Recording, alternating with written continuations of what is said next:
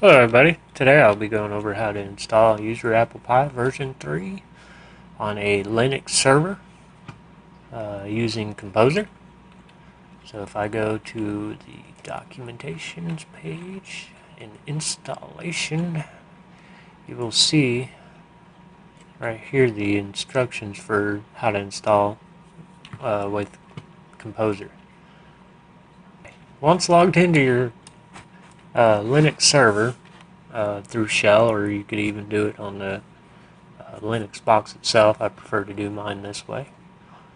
You just you can just copy and paste this really, or type it in however you want to do it. But make sure that you update where your location, the location of where you're installing this to, which on mine I have it set up as dev.userapplepie.com as the folder, which is in the www folder. As you can see, it's empty right now. So if I type in where the location is, www websites dev. Okay, type that in, press enter, and it should install. So it's actually pulling from GitHub directly, and with this it also installs your Recapture, Symfony, and anything else that might be that's required for Nova framework and or UserApplePie to work. I'll always just say yes here. Okay, so I'm pretty much done with the shell for now. I will have to go back in and do some more here in a bit. Now, before I did that, I set up my virtual host, which this is the way that I use my virtual host. Make sure you have your document root correct, and your same with the directory there.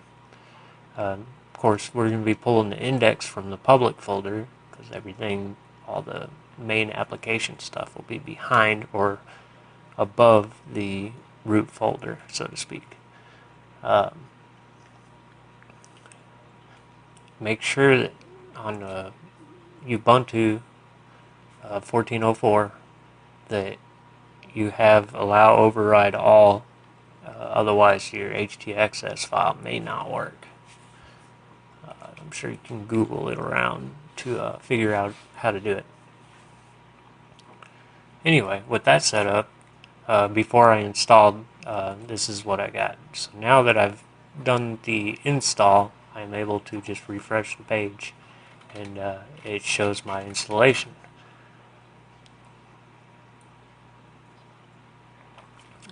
The installation automatically checks to make sure that your PHP is 5.5 or greater, that your MySQL database server exists, that URL rewrite module is enabled, which on some machines it may not properly check for that. I'm still kind of testing there.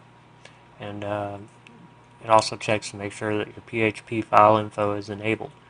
Now, if for some reason you know all this is working and it's still saying not good, or if this is red, so to speak, like this.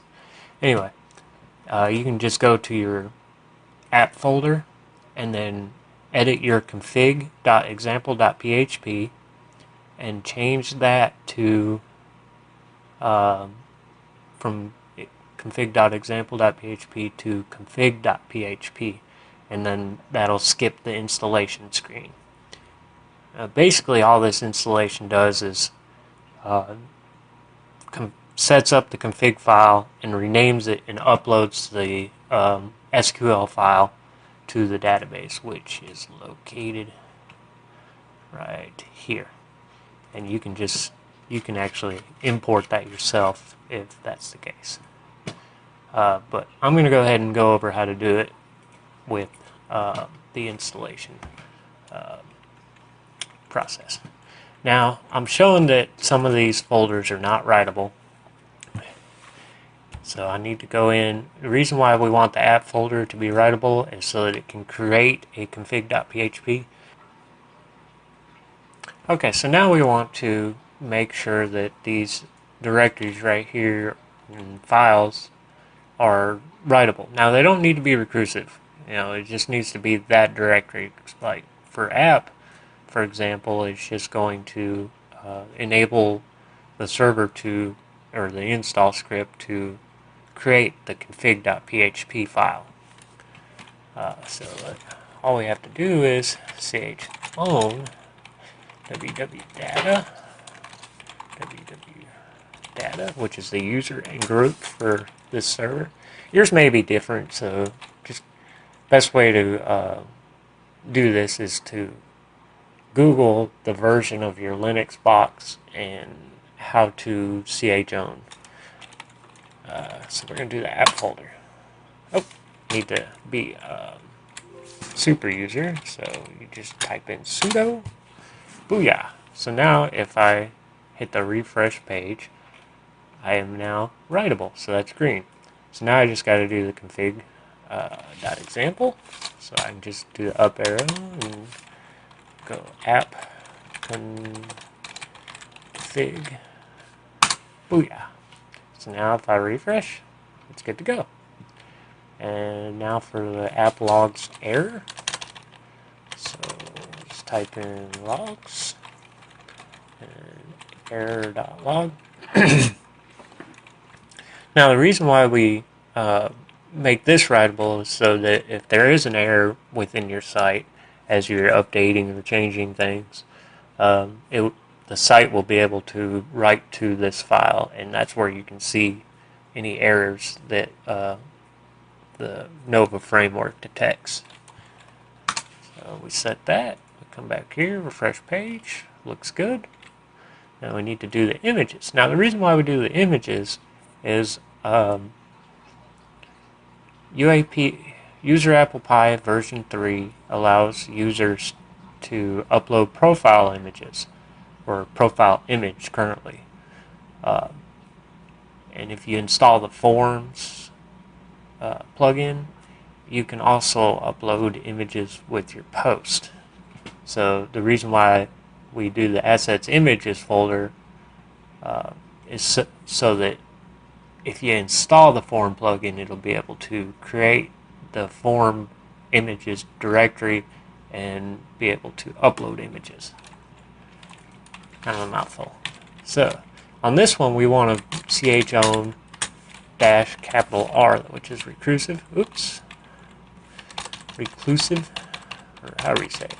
Anyway, now we type in assets. Let's see. Assets, images, and that should take care of both of those last two there. It looks good. So now it allows me to move on to the next step. Now the next step, this is where you put in your site title and URL and everything. So I've already kind of done this before, so I'm just going to do it this way. Make sure that your URL is correct, because that's has a lot to do with how a lot of your links and whatnot work. Database, which is required for UserApplePie. And localhost, this one I think was in there. Now, I think it's this one. And of course, I will have to blur out this password. Now, if I update the config file,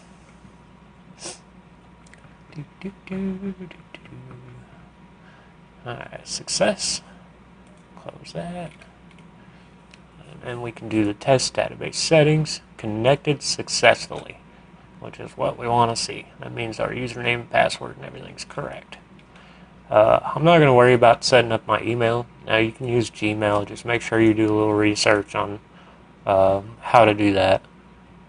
because I believe you got to set it up a certain way with Gmail.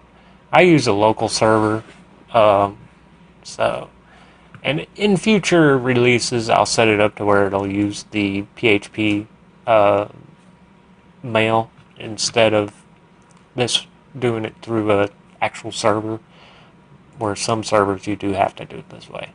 You can kind of play with that and figure out how to do it. If you need help, just use the forums and we'll help you the best we can. Make sure to also set up your Recapture keys. I'm just going to leave it on the test ones. These ones are tests, and it'll show this little message right here.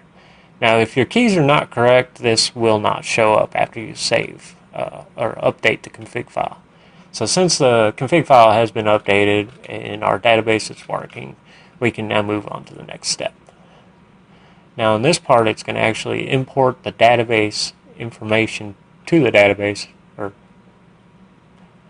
however you want to say it. Anyway, database name, the prefix, and then you hit import the database. Now mine's already been imported, so it's going to give me an error.